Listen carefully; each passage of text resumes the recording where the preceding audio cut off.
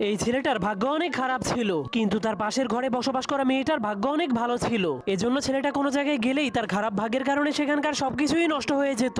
কিন্তু সেই মেয়েটা কোনো বিপজ্জনক কাজ করতে গেলেও তার ভালো ভাগ্য তাকে সবসময় বাঁচিয়ে দিত।